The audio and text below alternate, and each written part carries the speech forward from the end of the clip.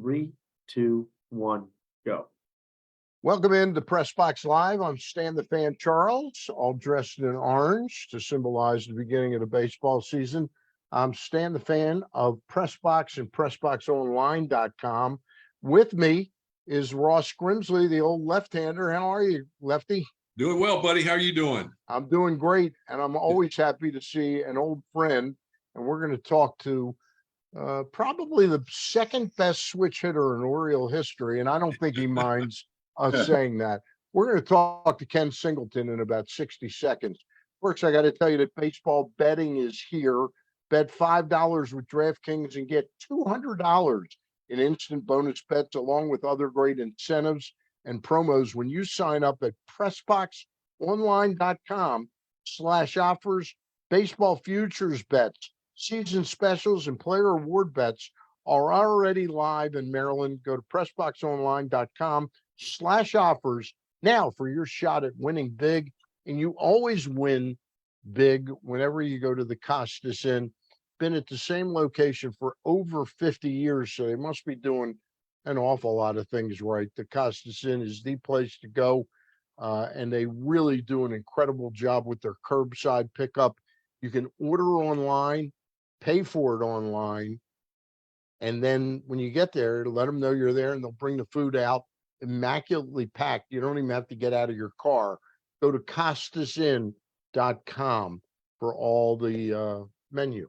All right, and we always thank the Costas Inn. And they do everything but feed you, don't they? They pretty much do that. got You know, when I somebody go to- there, sometimes they know I'm I'm impaired a little bit. So hey, it's always great to talk to Ken Singleton. And Ken, before we dig in with a little bit of preseason talk about the teams and all that, just wondering, this question hit me today. I always love spring training. And then I know the players are juiced to get the regular games played. But what's it like going from like 83 today in Sarasota? Thursday, the Orioles will be in Boston, and it'll probably be lucky if it's 40 and windy. That's a drag, isn't it? Yeah, everybody seemed to be getting tired of spring training when we were playing. I would look up at the temperatures up north, and I said, why are we in a hurry to get up there? Yeah. I mean, one year, my first year with the Orioles, we opened in Detroit, got snowed out on opening day. I remember that. We played the next day. Jim Palmer pitched like a 3-hit shutout. We won 10-0. But it was freezing. I remember another year we opened in Milwaukee. And is that the year that Eddie Murray played third base? Yes, you're exactly right. Gorman Thomas hit him with a one-hopper off his shin, and Earl never played him at third base again. Earl said, no, I can't get Eddie Murray hurt, so he moved him back to first base. Speaking of Costas Inn, Ross, celebrate one of your birthdays there a couple of years back? Yes, we did. We celebrated a lot of birthdays there. Yeah. Oh, we had a good time that night. Oh, we got a blast. I think we ended up over one night karaoke over there. Ooh. And make complete fools out of ourselves, but they treat us great there. I mean, you can't say enough good things about those guys. It's Great a terrific place. Terrific place. How much harder is it, Ken, going up there in those temperatures and doing your thing? Is it just the psychology that you're playing games that mean something take over and it doesn't bother you that much? Well, everybody's ready to start the season. That's sure. And one thing you tell yourself, well, everybody's going through the same thing out here. It's cold. I didn't like particularly playing in cold weather. I grew up in New York and played high school. Sometimes it was snowing. But when you get to the big leagues, you're right. When I was in high school, it'd been cold all winter. Now in the big leagues, you've been in Florida for 6 weeks, and it's 75, 80 degrees every day. Now you come up north, your blood's thinned out. I mean, you're wearing all the clothes that you have on under your uniform, and you feel like the Michelin man trying to go up there. It wasn't fun. I wasn't a particularly fast starter to the season. When the weather started warming up, that's when I usually start warming up too. Just one last thing before I turn you over to Ross for a couple. during the cold weather, did Earl smoke more during the cold weather? Like to get down that runway and grab a few puffs? You know, wish he had started a fire down there. Yeah, really. But no, not more than usual. No, he was about the same. All right. Ross, go ahead. I know you. No, got a you couple know, you quick talk ones. about being cold. You know, Mike Cuellar, I don't think he ever came out of the dugout until May. But I know we used to go up in the back room there and have crackers, cheese, and hot peppers. Wow. We'd come out and the dugout, we're sweating. People look at us like, what are you guys doing? But that was a lot of fun. But anyway, yeah, it was. I tell you, I look forward to going out of the hot weather into the cooler weather, being a pitcher, and back then liked the cold weather. And I know you hitters didn't like it, so that was a chance to get off to a good start, you know, because the hitters didn't care to hit and that kind of stuff. But and plus, in the old Miami where we trained, we had one field to hit on in the half field. Yeah. So Yeah. people always wondered why the Orioles always were slow starters hitting wise. That's because you hit on one field. Yeah. I mean, Yeah, that's true. yeah, your swings. But we PFP'd and had pickoffs on that half field till we lost our minds. but For but, one you year, I got off to a really good start. It was sort of different than all the others. My first swing of the season, I hit a home run. This is 1981. Larry Gurr is pitching for Kansas City, and he fell behind 2-0, and he threw one right down the middle. And I crushed it. And I'm saying maybe this is the year I get off to a good start. Well, that year I hit 472 in April with 7 home runs, and I figured, man, Wow. I'm going to have a good year. And then the strike hit, and oh God, yeah. quarter or more of the season, and that just kind of ruined my year. Hey, Singy, I would, before we get into talking about the different teams in the division, AL East and stuff, how do you think that, obviously in spring training, we got to see some of the new rules implemented into the game, and there's been talk with the pitch clock and what have you. How do you think, after seeing that in spring training, what do you think? How's that going to affect the game and how the players going to react to it? Or is it going to be a big difference? Well, I think it is a big difference already because most of these spring training games, even though, they make all these substitutions, these games are over in 2 hours and 30 minutes, as opposed to 3 hours plus like they used to be. I think it's going to have a great effect. I know that I'm glad they gave the players all of spring training to get used to this.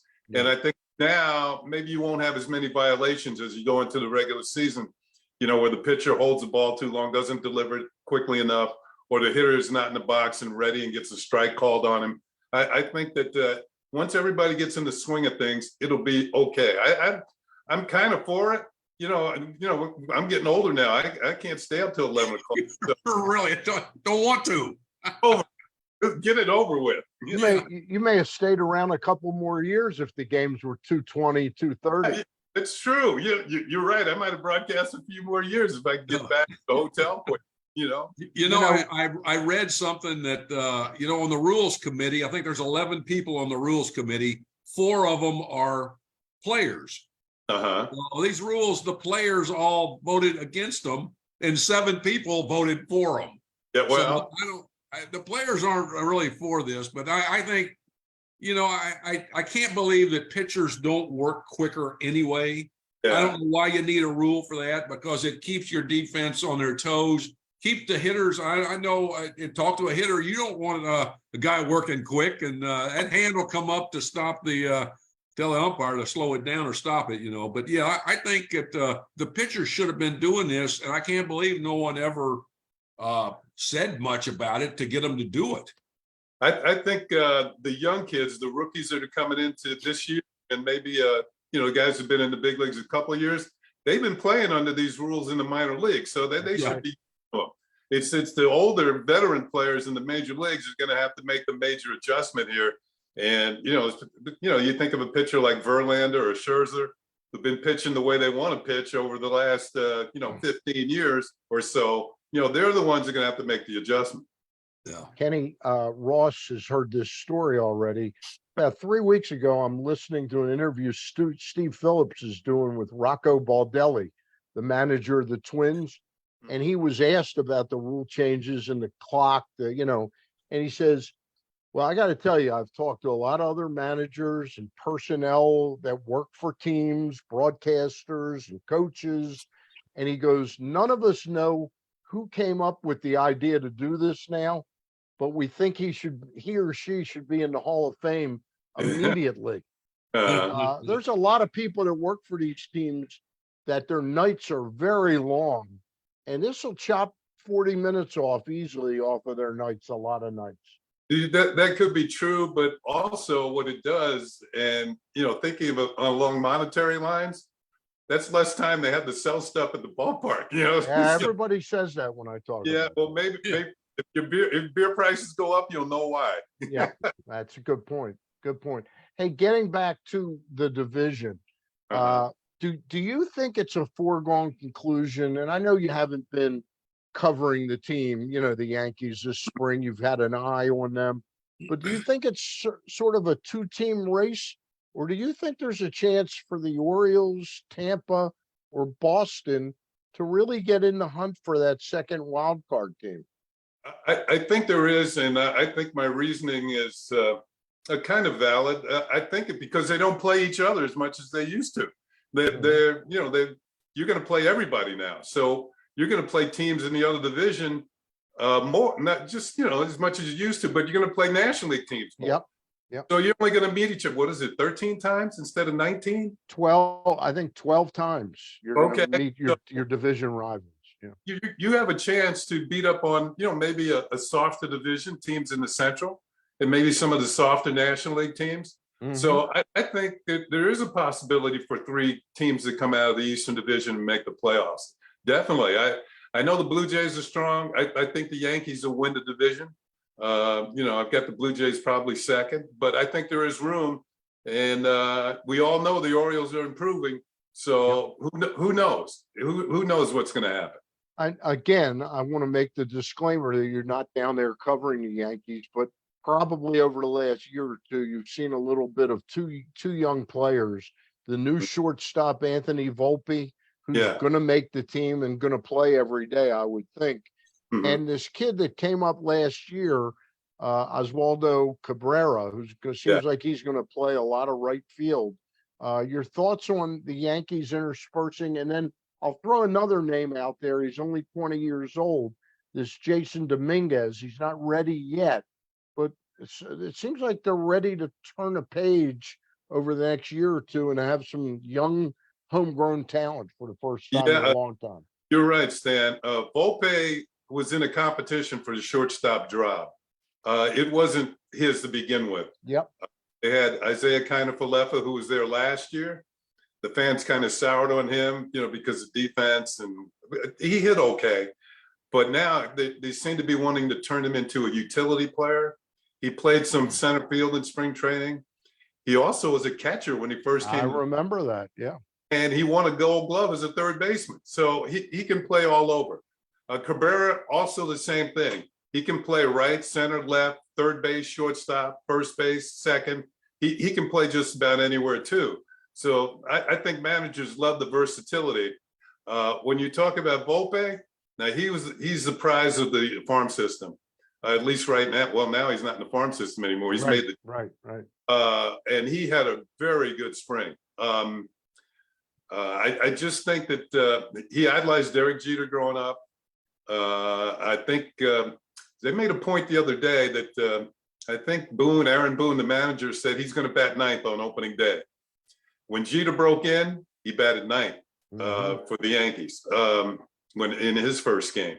Now, as far as Jason Dominguez, I think he just turned 20 years old. I don't. You're right, Kenny. I don't. He can't go out and have a drink somewhere. I do think unless he's with Ross Grimsley, because Ross will order the drink, drink it for him, and then give him a sip. Carry a glass. Come on. Ross can go to jail for that. The kid he hit 5 home runs this spring. He's a switch hitter. He's a center fielder. He runs like the wind, has a great arm. and but I don't think he played. He only played a few games in Double-A last year. He might start there this year, but his nickname is the Martian because he's out of this world. And think of him. And if he gets off to a good start in Double-A, the Yankees will probably move him to Triple-A. And who knows, if they have injuries, this kid could be in Yankee Stadium by the end of the year. Ross, you got a couple for Ken? Yeah. Hey, Singy, the Yankees hadn't been in the World Series and hadn't won a World Series in 13 years or so. Yeah. You know what? Where does Aaron Boone stand in this situation? And for that matter, even Cashman. I know Brian Sabian is with the Yankees now, so that would probably help out a lot. So where do these two guys stand, do you think? That's a good question. I think Boone is Cashman's man, number one. He's the one who hired him. Yep. I mean, the Yankees have had winning seasons. They just can't get by Houston. Nobody can. Yeah. Right. Boone has already had 2 100-win seasons, and last year they won 99 or 98. So I just think that he's not going anywhere. I think that like a lot of managers nowadays, they're under instructions from the front office, and then that front offices kind of run the team. Cashman's been around for 25 years? He's a long time. He had just become after Bob Watson left, he became the general manager when I first got to the Yankees. So he's been there since then. I think he's probably the highest paid GM in baseball because he's been around. He's working for the Yankees.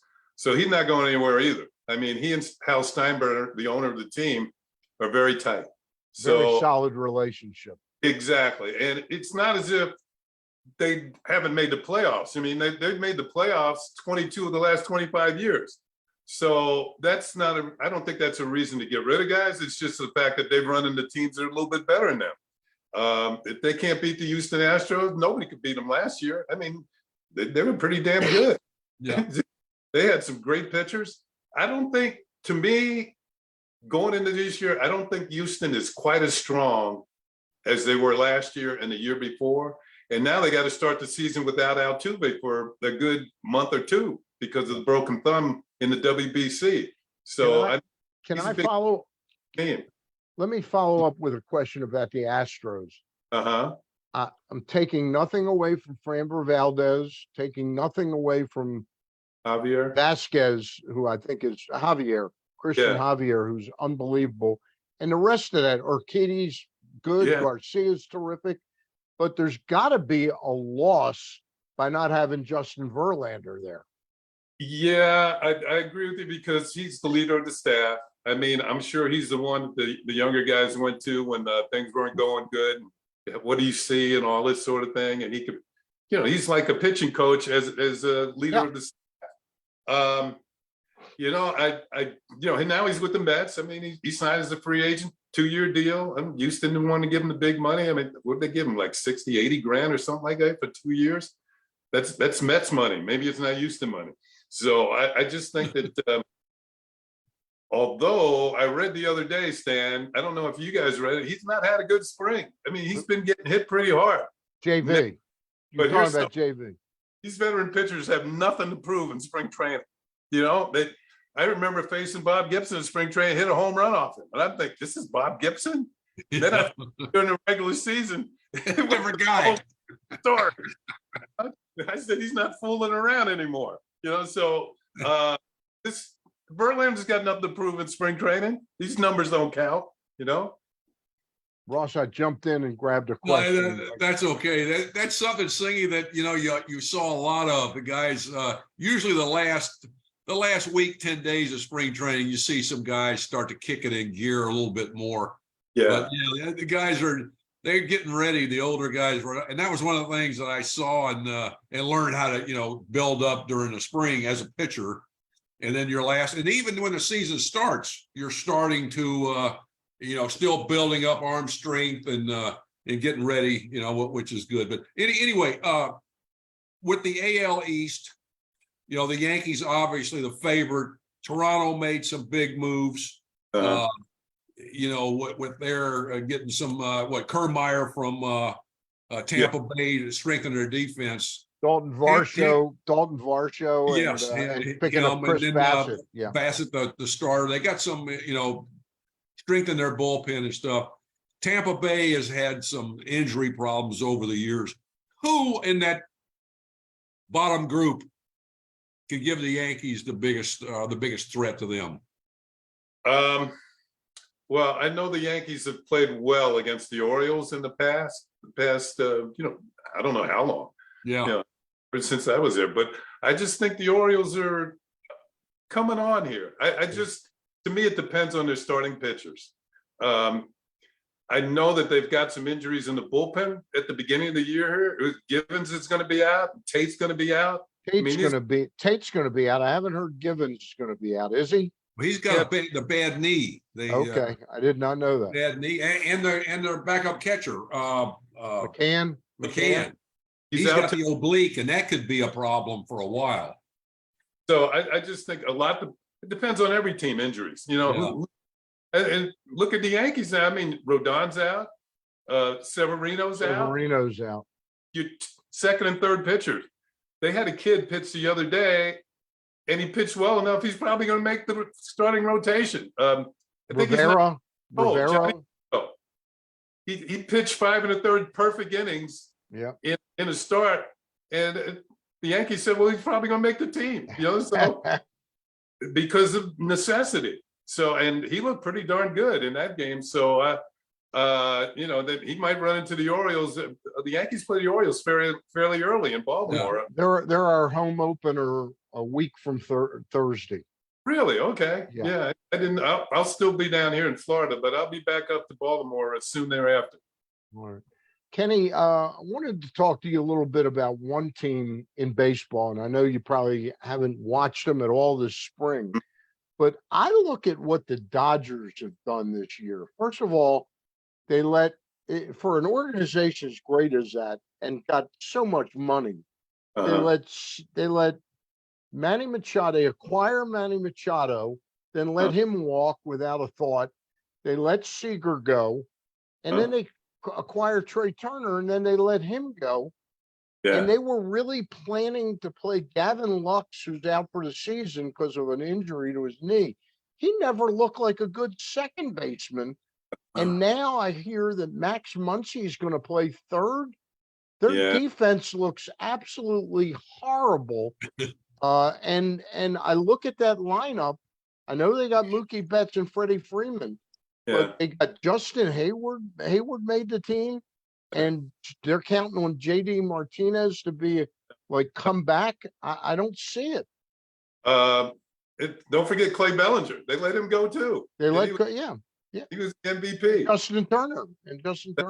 Then Turner too. I'm in that division nationally. I'm picking San Diego Padres. I think they're going to win by 15 games. They got a strong team. I think Manny is at his peak and could be the MVP of the league this year. Yeah. Just gave him a big extension, so he's happy. It seems like they must be printing money in San Diego because everybody's got a contract. And it's a small market team. San Diego's a lot smaller than Los Angeles. They got a lot. Their owner's got a lot of money, and he's willing to shell it out. Yeah, he must. You know what? I do think though, Stan, you're talking about the Dodgers. I think they're saving their money for the big free agency. I wrote that in my power rankings. It looks to me like a calculation that we're going to save whatever we need to pay Shohei Ohtani next year. Yeah, that's what I think too. I think then they'll surround him with better players. I think maybe they'll be willing to take a step back to get him because it's going to cost them $500 million to get him. I think I'm hearing now that figure might be on the short side of things. That it could be closer to like 600 million now. Oh man, he gets 250 or 300 as a pitcher and 350 or 400 as a hitter. Right. Well, you know what? If he's a hitter, he's going to hit more than he's going to pitch. He's only going to pitch like 25 or 30 times, so he's going to be a hitter more. So they'll pay him more to hit. So if he hits 35 home runs, 40, he's worth it. To me. Watching him in the WBC, I just thought this guy is special. I don't know if you saw the speech he made before the game against the USA. They translated it, and it was quite special. He said, "Now is the time. We've admired the Americans for all these years.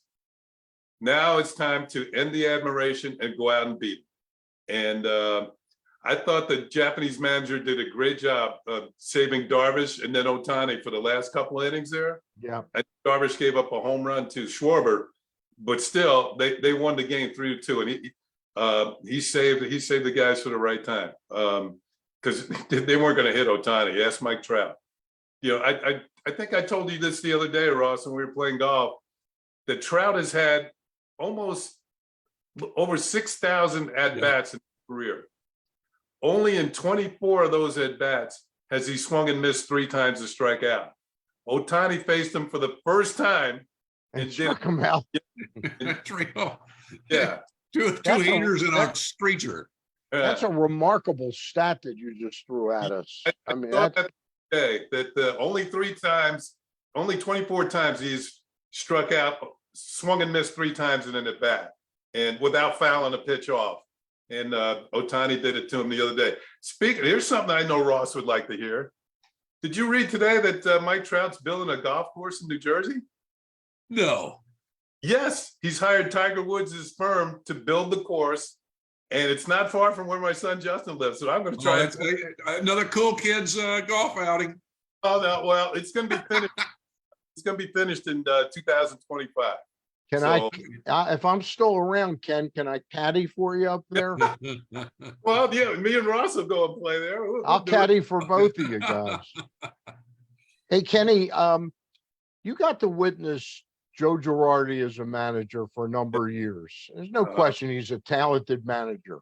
It's interesting how Rob Thompson took that team over and changed the atmosphere.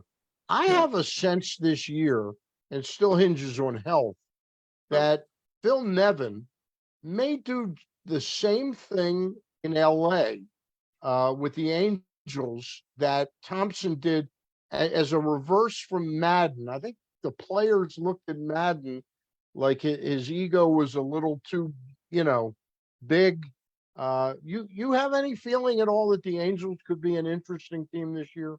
Well, they made a lot of changes. They picked up some pitchers. Now, I don't know the quality of all of these guys. Yeah. But they've got to do something. I mean, they've had the 2 best players in the game, in Ohtani and Trout, and they can't make the playoffs. I mean, they got off to a good start, and then they just slumped last year. Trout has been there, 10 years? He's been in 1 playoff series, and they swept. So I have a feeling, Stan, I don't know how Ross feels about this, that if they don't win this year or get to the playoffs or just have another flop, I think Ohtani will be gone and Trout might ask for a trade. Trout might say, trade me to the Phillies. I want to go home. So that's my feeling. Boy, that's an interesting outfield. They've never had, they've never had pitching out there. Yeah, you're right, Ross, except which is unbelievable. They've got an interesting staff. They've got Detmers. Yeah, is one of their starters, and why am I drawing a blank on a couple? They got 3 or 4. They're fairly good pitchers, but I wouldn't call them. They're like 3 and 4 starters. They're not aces, Right, but I think they're closer to 3s than 4s, I guess.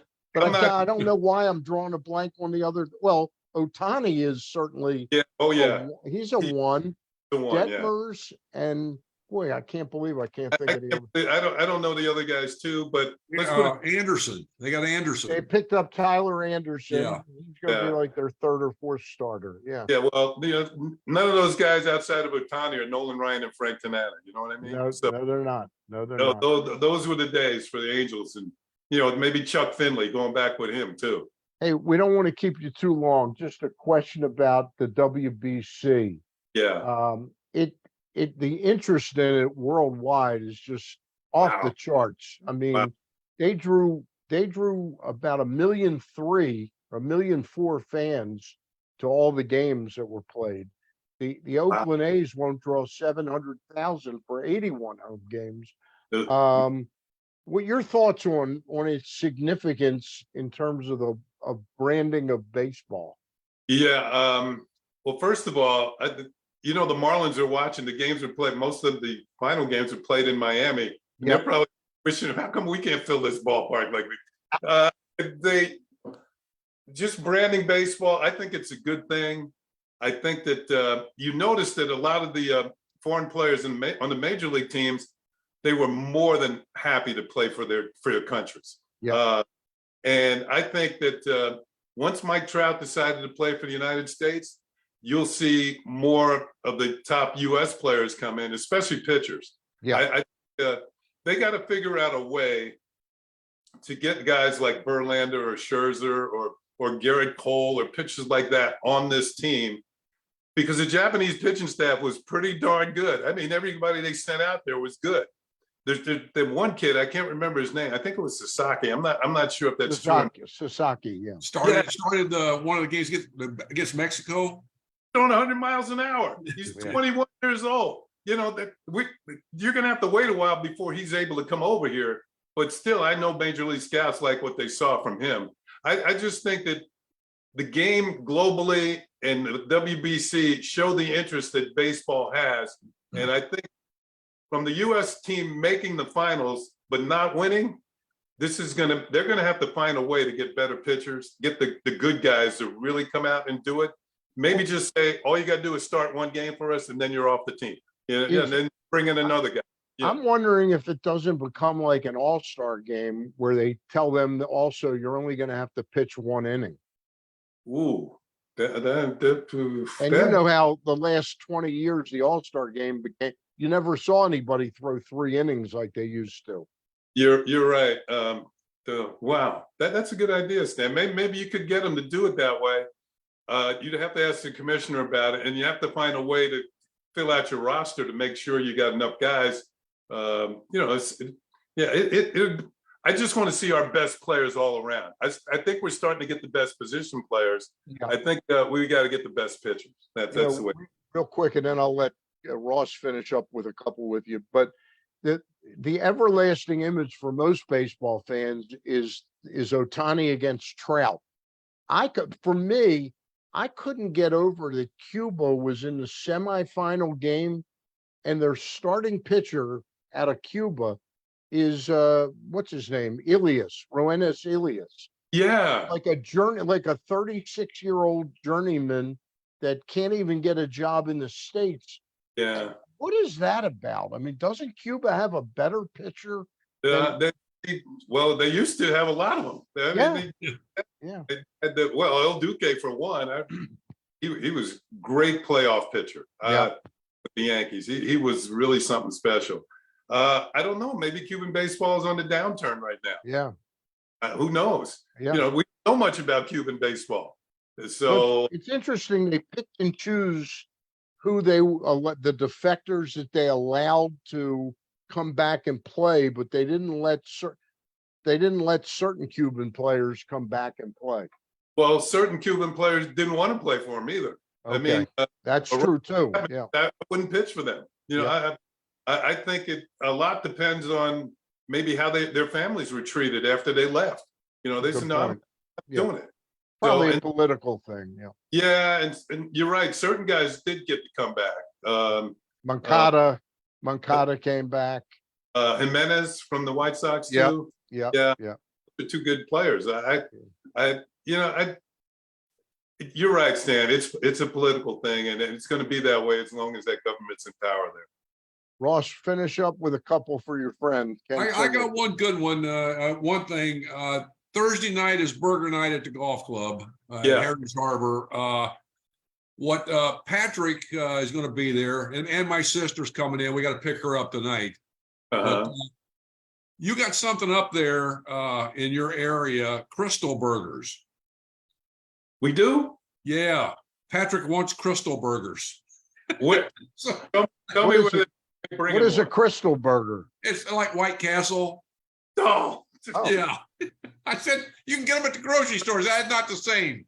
They're not as greasy and nasty as I'll look at Crystal. Find some.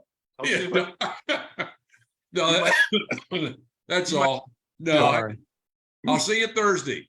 Kenny, Yeah, Kenny, you coming in to do your golf tournament? You want to plug it? Oh, yeah, it's gonna be June 10th, 11th, and 12th at the Hunt Valley Country Club. Of course, it benefits the Cool Kids campaign. We help families and the kids who are dealing with cancer. This will be the 16th year we've been doing this, That's fantastic. and it's grown over the years. I know Mr. Grimsley's planning on coming up to Maryland to play in it. So I'm looking forward to having it this year. The Cool Kids, to be honest with you, they've got like 5 or 6 tournaments now. It used to be only one, and it's all over the country. You got one in Nashville, one in South Carolina, one in Charlotte, one in Boston, and now we're trying to get one in Florida, and Dennis Martinez would be the host. And Ooh. we went down to a country club a few weeks ago and checked it out, and they seem to be all, gun ho about it. So it's just a matter of finding out when we could do it. Maybe this November or maybe next March. You'll have another Cool Kids tournament in Florida, and Dennis will be the host. Now, not to demean Ross Grimsley coming in, do you have some other names coming in that you can share with us? All my former teammates come back and play. We have some actors and actresses. We've had Richard Kind, the actor, in the past. We have a country singer, Teresa Wade, has come in. We've had some directors. I can't recall the names right now, but we've had a lot of different people from a lot of different walks of life. A lot of TV people have come in and played that I've come across over the years. It's a fun tournament. Everybody knows we got the best crabs and crab cakes in the country, so that's why they come. The people from out of town, and it's a fun time. Is Richard Kind going to be there? One of my favorite actors. He is a good actor. He was very. I don't know if he's coming this year. I'll have to check the guest list again. Who's coming, the celebrity list? But he had a good time with us, and of course he enjoyed the crab cakes like everybody else. He was great in Curb Your Enthusiasm, playing Larry David's cousin, and he's still. Favorite shows ever. It's a great show. The famous episode where they don't tell Larry that his mother's passed away. He comes back from New York and he goes, "How's mom?" She's not hurting anymore. Oh, great. And then he finds out she died. Unbelievable. Ken Singleton, many thanks for doing this. We'll check in with you in a couple of months if it's okay. All right. Guys, it's just getting started. The fun's just starting. All right, baby. Ross, thanks again. All right. We thank our friends. We thank our friends at the Costas Inn, and just want to remind you one more time that baseball betting is here. Bet $5 with DraftKings and get 200 in instant bonus bets, along with other great incentives and promos when you sign up at PressBoxOnline.com/offers. Baseball futures bets, season specials, and player awards bets are already live in Maryland. Go to PressBoxOnline.com/offers now for your shot at winning big. Ross, next Monday, let's maybe me, you, and Luke do our first huddle of the year. All right. Since they're plugging the sports betting, maybe we can get Rose on sometime. Oh, I'd love to get Rose on. That would be a hoot right there. We could do that. I would love to get Pete Rose on. I know. I wouldn't ask him anything about the girls in Philly. Oh God, no, don't. You probably could. Yeah, you could, and he'd go, "You weren't even alive then. So what do you know about it?" I talked to him. I talked to him last year, before he went to a couple years ago, before he went to Vegas, and I had talked to him in 40 years, and it was really interesting. He treated me good, so I can't say no. He's a character. Oh, he is. He's a hoot. All right, buddy. Thank you. I'll be in Thursday night. Gary Stein and I will have with us Jeff Zreback to talk about the drama going on in Baltimore, that now that we know officially that Lamar Jackson really would prefer not to be here, that as of March the 2nd, he's asked, I know I'm closing the show, Ross, but I got to get, he said today, tweeted that March 2nd, he formally asked the Ravens to trade him. Yeah. They've kind of ignored that request, but nobody's stepping up real big time to pursue him right now. Yeah, that's an interesting situation up there. Yeah, it's a mess. It's a mess. Talk to you next Monday, buddy. All right, buddy. All right, take care.